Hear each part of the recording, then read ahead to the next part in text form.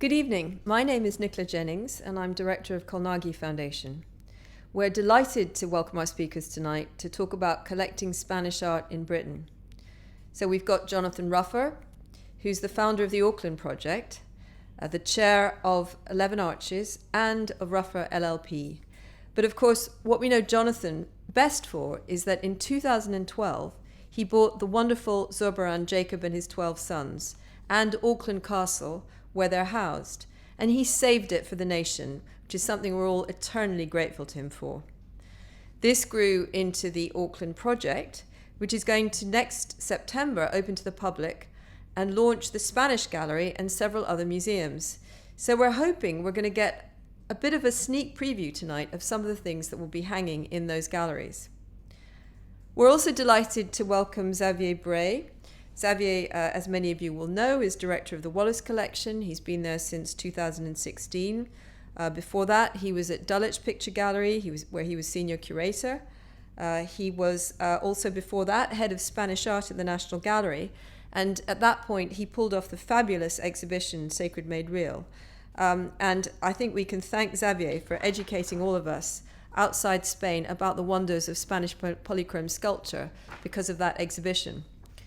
We also have Jorge Coll as one of our speakers tonight. Jorge is one of the CEOs of Colnaghi, along with Nicolas Cortés, who's also here tonight. Jorge and Nicolas very generously founded the Colnaghi Foundation a couple of years ago. But they have a very interesting history as dealers. They set up Colli Cortés in Madrid in 2004 and had a fantastic run of success.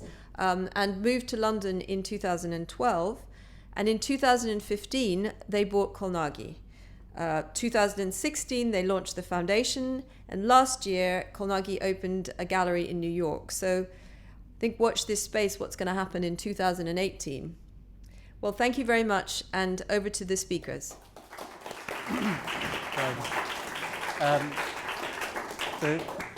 Can you all hear me? Yeah. Thank you very much for inviting us. So when Jonathan and I had a very brief lunch, we thought he would be Jonathan Ruffer, which is fine, and I would be Richard Wallace, as a way of sort of trying to compare our respective collections, but also to sort of talk about what our ambitions are with the collection, what we want to do with these collections. As you know, the Wallace Collection has got some quite nice Spanish paintings that were all acquired in the 1840s and 1850s. And Jonathan has got this extraordinary challenge of bringing together a group of pictures to create the Spanish Gallery. And I suppose, if you don't mind, I'm going to ask you questions to set it all off. We've got the National Gallery, we've got Dulwich, we've got the Wallace, we have Sterling Maxwell Collection up in Glasgow. You've now got the Cerberans in Bishop Auckland. And what's the concept of creating a Spanish Gallery in that part of the country? Do you think there's a future for Spanish art in this country? Do we need another museum for Spanish art, for the study of Spanish art? One of the remarkable things about Britain is how absolutely for many, many decades Britain has been the home of not only Spanish scholarship but Spanish pictures as well. And the Northeast has been an absolute treasure trove of it. Bowes Museum have got the offcuts of the Prado, the collection of the Conde de Quito, is about 85 Spanish Golden Age pictures, of which you had a marvellous exhibition. Gosh, they looked good at the Wallace. There was a chap called Frank Hall Standish who gave his collection to Louis Philippe because the country wouldn't give him a baronetcy. And of all the people he could think of who would most get up the nose of the English establishment, it was Louis Philippe, so that's where the collection went. The Edens, Anthony Eden's family, 3 great Murillos from there. So there's a real tradition of Spanish pictures there. In fact, the Rugby Venus, the Bishop of Durham used to ride his horse from Auckland to Rugby to look at the Velázquez there. So following a tradition, I think. So you're following the tradition. You're setting up this gallery so that it can fit in with the bows. And Durham University also has quite a few sort of Spanish pictures hanging there. Right. The phrase you used on the pictures at Durham University were sort of Spanish pictures, and I think that probably sums it up. I wouldn't go there for the ne plus ultra of Iberian genius. So what is your plan? You've got these great Cerberans, a series of Jacob's sons, but are you going to unite that with the Spanish gallery, or is it two separate spaces? When we started, we had a castle which was deeply private. It was where the bishops, the prince bishops of Durham, lived. It was a place that was ecclesiastical and very, very English, very, very Anglican. And in it, it had these theatrical, international, Baroque paintings by Francesco de Zurbaran, and it just seemed like an extraordinary thing to have in that part of the world. And my interest in County Durham is to see a place that is rather down on its fortunes regenerated, and the art, I think, is to go with the grain of what is already there. So we're developing all those aspects of the castle which are English, but what seemed to be an opening was to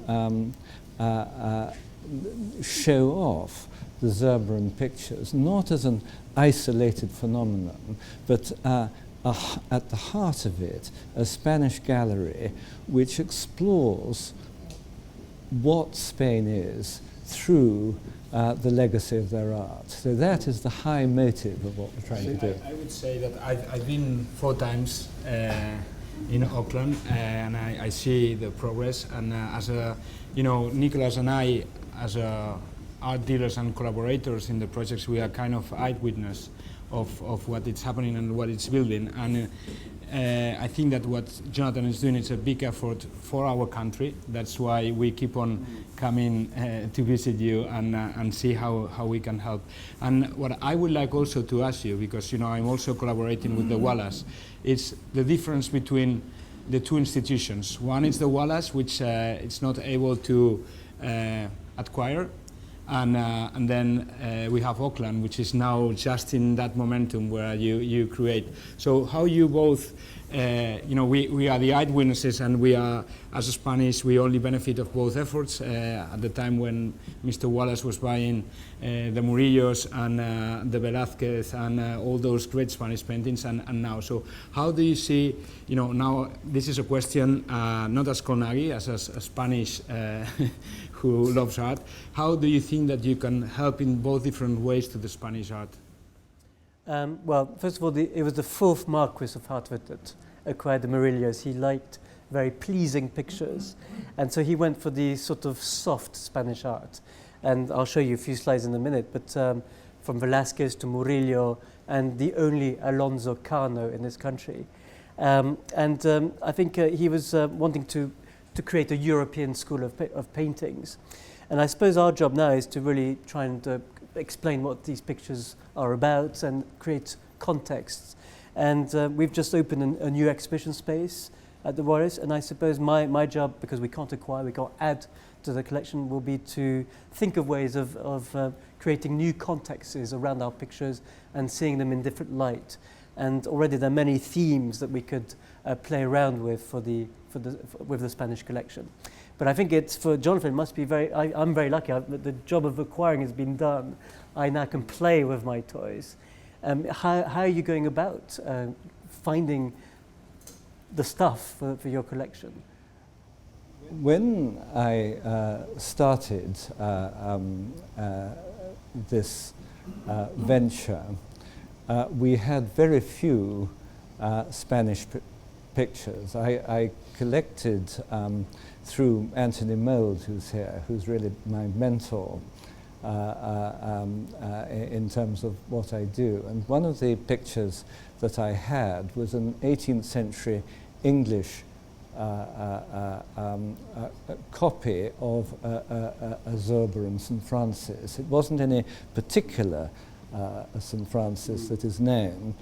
And what struck me was how, given how little Zerberan was a name that was known in England in the 18th century, that I already had a picture which was connected to Zerberan of that period.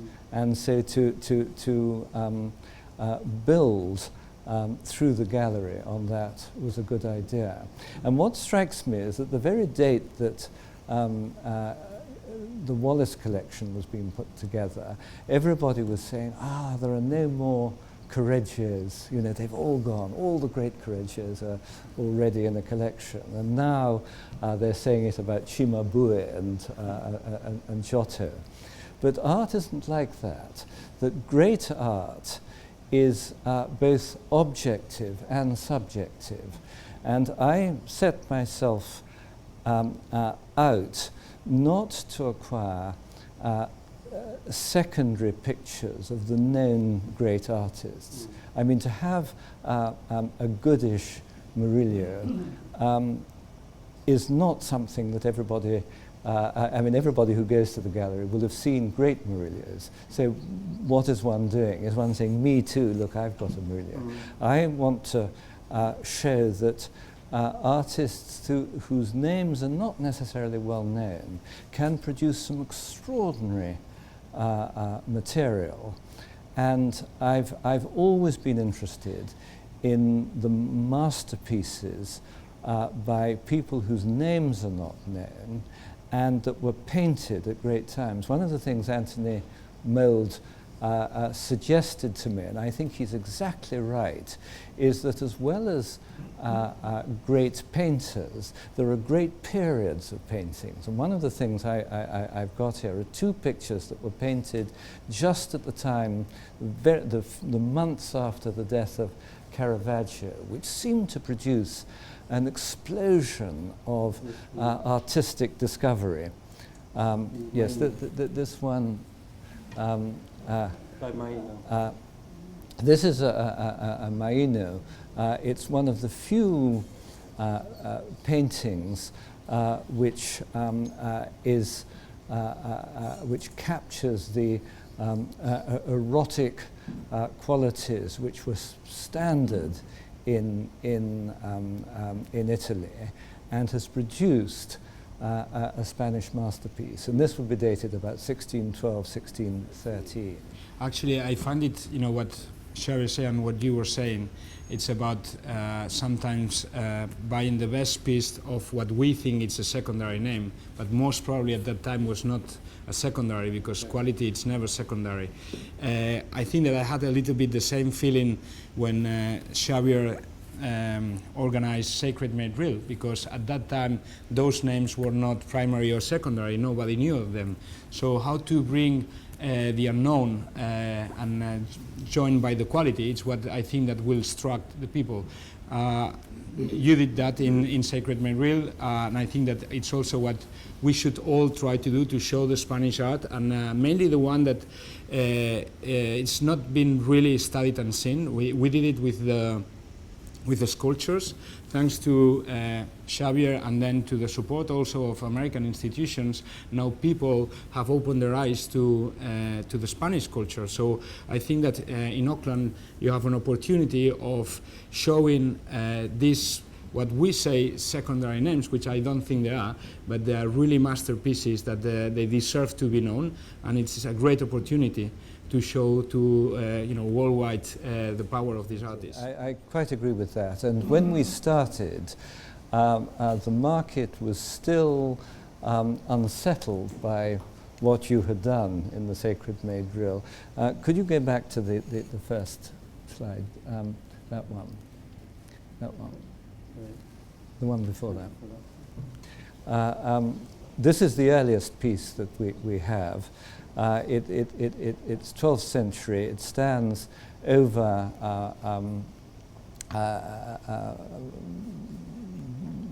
full height. It's a corpus, and not many of these survive. But the poignant that moment when Romanesque is giving way to something less statuesque is extraordinary, and this seems to me to be a great way of introducing our public to Spanish art. It comes from the Pyrenees. It might be 20 yards into France. It might be 20 yards into Spain. But this shows how the tradition of Spanish creativity is there through, in this case, the Byzantine tradition, right from the earliest stages. And thanks to you, Jorge, we've got some very fine statues. I think Xavier is a great man, but he's played a dirty trick on us that Pedro de Mena is never going to be the price that it was before. These sculptors that we might say they're not well known, but in Spain they're treated as heroes. So when you get to Seville or to Malaga, you have to remember that in Spain they're recognized as first division players. It has to be said when Marjorie and Holly did a great job with writing a major catalogue on the Spanish sculpture, but there's been a sort of preparations for trying to study these great works of art and bring them to Anglo-Saxon attention. But what I find very interesting is that you've gone for the sort of second division but high quality artists, not the big names. Maino, he's a great painter, and I know the Prada's been trying to push him up to the first division as such, and pretty much has done it. So that's been said. But what other painters like Luis de Morales? He's quite unfashionable at the moment. Are you also going for those quite big names who have lost the fashionable side of things? Absolutely. I think you can't really understand 17th century Spanish art if you haven't understood 16th century and probably earlier. And Morales is a great name. Thanks to Jorge, we have a most interesting saga. This comes from Badajoz. It's early, it's 1546. It's fully recorded, and it was a temporary picture that would have been up during Easter and Holy Week. So this was something that was painted for the moment, and they're very rare. They don't survive very much. And Morales works with had a big workshop from quite an early stage, and at this point he would have been painting, this would all have been painted by him. And already in the first half of the 16th century you get this, what I regard as almost the sort of prototype Spanish characteristic of great power and visually not much sweetness. They're difficult to appreciate, and the power and the difficulty are really obverse and reverse of the same coin. And this is a very unusual picture.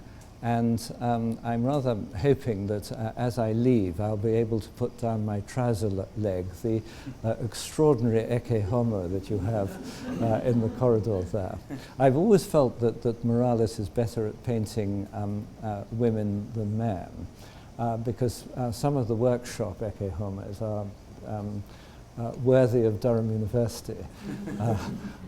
But that one shows that he was a Protean and great painter. But Jorge, do you see yourself, in the 19th century, something like the fourth Marquess had an agent, had somebody who would give him advice like Anthony Moore does, and you do.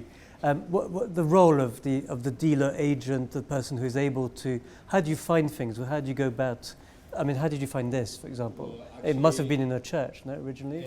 Yes, well, all of this, I need to blame Nicolas, which is behind. He's the great eye of the company, and he's the one who kills himself traveling a lot, while I'm also traveling a lot, but keeping the contact with institutions and our clients. So this is a combined effort on how to find this kind of, and again, you know, when I'm looking to this painting, you know, people usually have in mind Morales, which would be something like 80 per 60 on panel, and then you have this. And I think that in a way, Jonathan is very brave, because he wants to show, he wants to, you know, his generosity goes so far as sharing this kind of art, in the sense that he wants people to learn. So he wouldn't, you know, usually when you start one of these projects, you may go to like cliches, like you want to have what everybody wants to have. I think that Jonathan is very brave. I'm very sure that he will have all those paintings, but he have no fear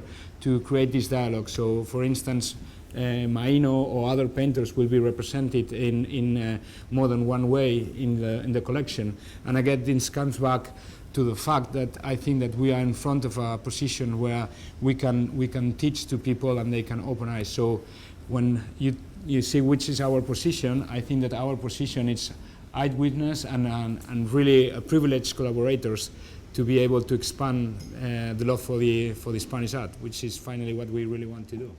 I mean, Jonathan, I mean, these are all heavily Catholic images of, you know, pietas, of religious scenes. How do you think the Bishop Auckland public will react to it? Are you creating this gallery for that part of the world, for the County Durham, or are you creating it for more of an international audience? Do you expect us to come up to Bishop Auckland on the train to come and see the exhibitions you put on, to see your collection? How do you see this being made public as such? My belief is that if you do something remarkable, then people will come.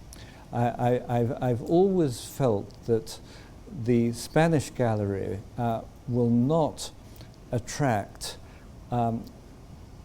huge numbers in the way that the gardens, the park, our spectacular night show. Come to Kinran. There's a great show that we're doing at the moment. There's plenty of stuff for the generalist, for the person who doesn't want to work to get his pleasure. But what I want to see is at Auckland people coming from all over the world. So if we can produce a trickle or a small flood of people who come to this region to see things that they know they won't see anywhere else, then my work is done. And it's funny, when I started, I was very embarrassed to think of myself as a collector, because collectors to me were chaps with Dundreary whiskers and, you know, face fungus and opening grand museums that we now regard as famous. But I now see that that is exactly what I am. I mean, every now and again I'm asked, you know, what is your collecting policy? Now, my guess is if you'd asked Lord Hertford what his collecting policy was, that he would have said, well, he once trod in it. And that's certainly how I approach this discipline. What I can see is that the Frick, the Wallace, and now the meadows in Dallas have grown into oak trees. And what I don't want to do is to produce a cardboard oak tree. What I want to do is to produce a sapling which over the course of time will grow into an oak tree. And I think in many ways what's the temptation? The temptation is to buy basically beastly things with big names on them. That's the mistake, which is very tempting to do, because one feels like, you know how at the Trooping of the Colour people have different levels of scrambled egg on their lapels. I feel I'm rather short of scrambled egg. You know, I need half a dozen El Grecos to be able to hold my head up high. And as it is, I have to talk about Arnaud de Bruxelles. But look at it, isn't it a fantastic thing? And you know, his name, Arnaud de Bruxelles, that's Brussels. You know, what was he doing around Saragossa? And the answer was that in the middle of the 16th century, this was the sort of thing that was being produced by Flemish tradition, but painting absolutely essentially Spanish things. And that's something I'm very proud of to have. Also, I remember when one of my visits to Jonathan, that we always talk about it. I was we had a very nice lunch, and I think that when we talk about these names is not something available in the stores that you can go every day and find them. You know, I think that you don't need to have a big name just for the sake of having it. You need to wait. So all these museums, like we see them now, like the Hispanic or the Meadows or even the Wallace, there were collections done through the years. So I think that the opportunity of getting these names and waiting for the right opportunity, it's the way to build these things. Obviously, Auckland deserves a great Murillo and maybe a wonderful 3 meters Greco. And I guess that this, when you become a more mature collection, these things are also offered.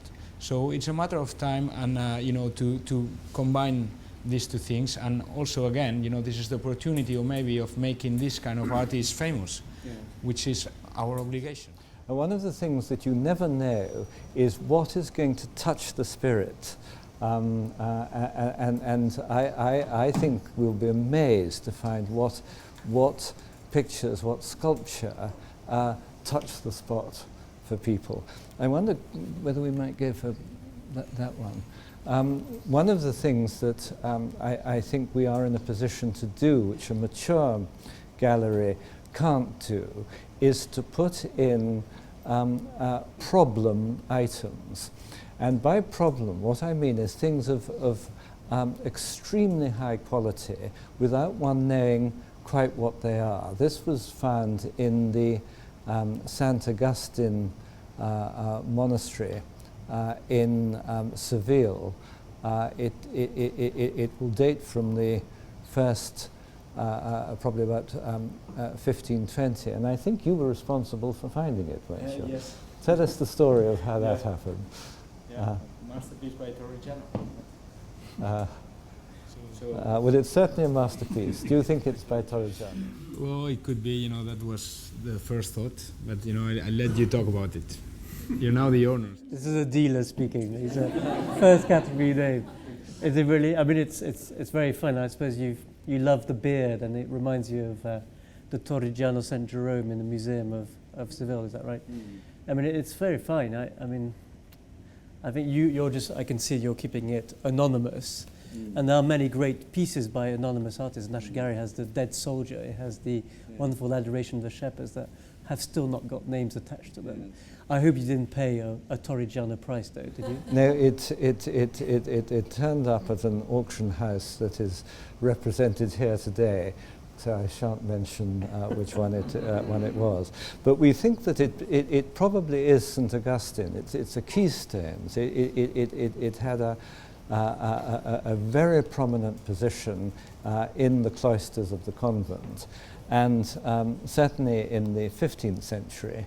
The beard and the bald head was a very typical way of expressing St. Augustine. So given that it was made at exactly the time that Torrigiano was in Seville, we're doing what an Irish lady once said to me, adding 2 and 2 together and making it 66.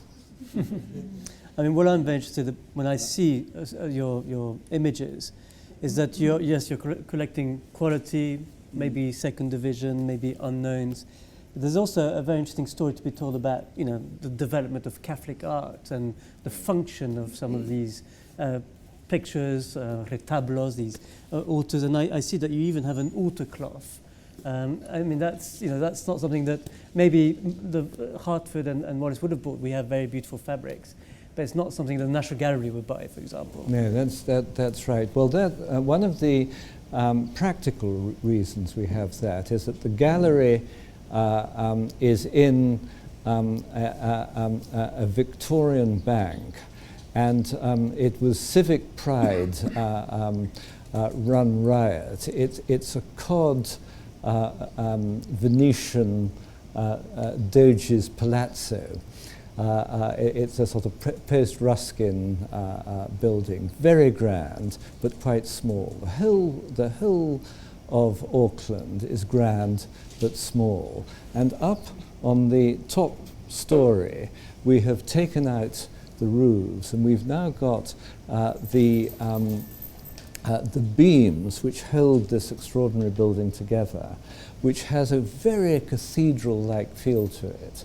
And so what we want to do is, rather like on the stage, making bold suggestions of what a cathedral would have felt like in Spain. And that altar front, again, Easter week, Holy Week, it's got the Noli Me Tangere message up at the top.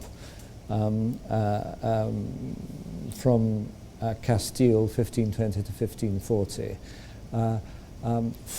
Absolutely, when Spain was beginning to discover itself. When did St. James first, when did St. James first become regarded throughout Spain as the patron saint of Spain? The answer was Castile at exactly this time. So the idea of the Moor slayer, St. James, absolutely contemporaneous with this. And since we've got pictures of St. James, they will be. I have one question for you. I see in the crowd great Spanish collectors with great Spanish works of art. What would be your advice to them, and would you also have a message for them in the sense that you would be happy to receive any kind of collaboration from other people like you who is collecting Spanish art? I am a beginner, and I say that with humility, but I also say it with some arrogance, because if you come at a subject fresh and you're very interested in it, you have insights and ways of looking at things that are different from those who have lived all their life in this world. So I'm like a shiny conker. I haven't been through a lot of conker fights. And what I feel is that for those of us who are buying pictures, that we need to find a way of looking at things fresh. I haven't got the eye, I haven't got the taste, I haven't got the judgment or the scholarship to do that with great soundness. But I'm guided by you, I'm guided by Anthony, I'm guided by many people. And if they can keep me from the mistakes, then we'll be fine. Why did we go for the Maino? The answer is that Gabriele Finaldi, when he'd been in the Prado, showed me those marvelous retablo pictures, and I couldn't believe that somebody I'd never heard of could paint as well as that. So he has always been somebody who I wanted to have represented in the collection. And I like link painters which tell you how how Spain came together. One of the things that we've got, not great pictures, are two St. Lucy and St. somebody else. Great big, they would have been retablo pictures by the Master of Tamara. Now the Master of Tamara is a very interesting painter. He taught Scorrell and he taught Heemskerk. Now Heemskerk's paintings were engraved and were used for the Zurbaran Jacob and the patriarchs. So this minor painter from Utrecht, painting probably either in Palencia Cathedral or Burgos Cathedral, gives you a link to the great Spanish art of a century later. That's what switches me on. But you do, I've noticed you do also go for crowd pleasers, such as this very wonderful Juan van der Hammen boy. I mean, this is going to be your most popular postcard, I think. I mean, again, presumably... Or the dog. Or the dog, which is coming up, yeah. Not this one, but the other one. I mean, how did you get this? This is quite... that is a National Gallery picture. That's something that they don't have and probably should have in terms of telling the story of Spanish 17th century portraiture before Velázquez starts making his mark. One of the great things about being a beginner is that people do want to help. And Bill Jordan was really the hero of the day on this. This was a picture which he had knew existed from a 1936 photograph, and he identified it as a missing Van der Hammen, and this was bought in a Paris auction, and the sellers wanted to sell it very quickly, and we bought this from the private sales department of Sotheby's. And I think they were marvellous at letting us have it. And of course the advantage that we had was that we could move quickly. So it's undoubtedly a picture that the great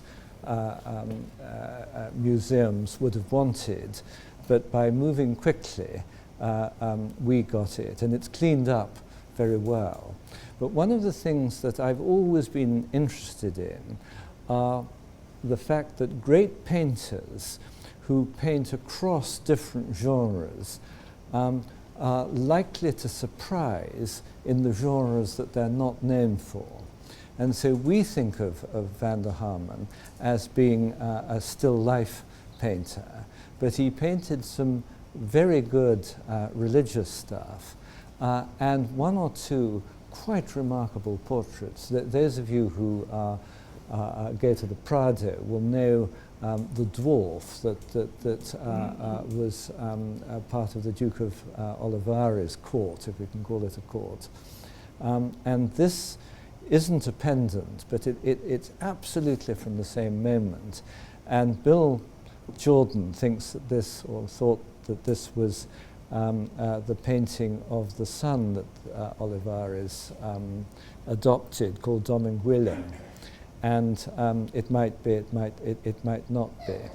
But it's a great thing, and we're very pleased to have it. I suspect you probably know more about this than anybody. I'm very impressed you've managed to get this, because when I did my PhD, I was writing about 18th century Spanish contemporaries of Goya, and Francisco Bayeu, who was actually his brother-in-law, was one of the painters I was studying. And I knew about this picture, but never got to see it. And I knew that they were one day going to sell it, but it'd have to be an important buyer. And it took a good 20 years before and it was to my utter delight and surprise that this made it up to Bishop Auckland. I mean, it's an astonishing piece. The hero of the day was Ed Payne. He was the man who spotted it, worked out how important it was for us, and nailed it. And the only small detail I had was to wave my checkbook at it. But Ed, take a bow. Well done. That was a great, great call. I mean, Bayou again is well known for his very quite Mengs-like classical compositions. Yes. He's quite a sort of, old-fashioned artist. But this is a contemporary of Stubbs. If you think of the, if you think of the relationship of how much Gainsborough took from the Spanish school, and could it be that Bayou knew what Stubbs was doing in this country? Perfectly possible. I mean, I suppose what I could say very quickly is that, I mean, almost frustratingly at the Wallace is that we have the pretty pictures. We have the wonderful Don Balthazar Carlos, perhaps by Velázquez. It's something that we're about to hopefully do. Or we need to get this picture cleaned and x-rayed, but I think it's very likely to be by Velázquez. We also have the beautiful Murillo Virgin and Marriage of the Virgin. That very rare Alonso Cano, they're none by this great artist, and he is first division and yet keeps being pushed back in second division. I mean, he would be a great artist for you. And of course, we've got the wonderful Velázquez of the Lady with the Fan, and a picture we've just restored, which is not Velázquez but School of, but the kind of picture that would have been very popular in 1840s Paris. And of course, people like Manet and all that would have loved. But one thing we really don't have, and maybe you don't have either, is the very violent images by Ribera. I mean, this is something that Ed Payne and I are working on at the moment, an exhibition for Dulwich, where we're going to be looking at the pictures that Ribera painted and drawings of extreme pain, of violence. Yeah. Do you like violence? Is it? Yes, a good Bartholomew would suit me. It would, right? So you would go for this? Yes, absolutely. Oh, good. Yes. Okay, that's fine. Then we'll definitely have but they're very hard to find, aren't? I mean, they exist. Are these something? Is this something you could find for Jonathan? When we jump into the international market with Nicholas, we were known by having this kind of violent paintings, and at the beginning it was very hard to sell them, but now they have become the most precious works of art, and to the point that sometimes now when we're trying to sell perhaps a Baroque Spanish sculpture, don't you have a more bloody one? And say like, well, he's suffering already. But this takes me again back to the idea. I don't like the idea of primary, secondary. I think it's always an understanding and a lack of knowledge, or a lack of, maybe we could say, marketing. So, here we have Giordano, which is, very violent because he's about to kill one child. So I guess it's violent enough. So it's Luca Giordano, worse artist than Rivera? I don't think so. Giordano just started his career. As you can see, this is a very good comparison between the San Bartolome and that Neapolitan Giordano. It's just a matter of timing, and it's a matter of how you word it and how you market it. So. Yes, I think that we can find some of them, and obviously we will offer them to Jonathan. I mean, maybe just to finish, I think, when the National Gallery acquired this picture by Surbrand, they were being very brave for the British public. And indeed, I mean, it was referred to by the Times editorial as a dark, repulsive thing.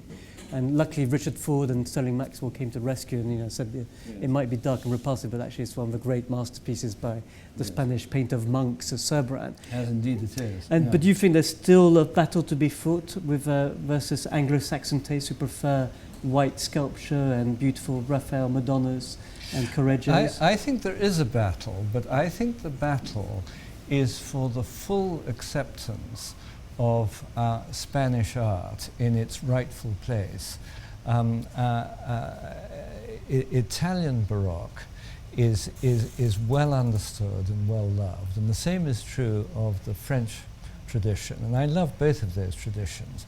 But it seems to me that there is something electrically powerful about Spanish art, which is not. It doesn't wear its art on its sleeve, if I was going to make a cheesy pun.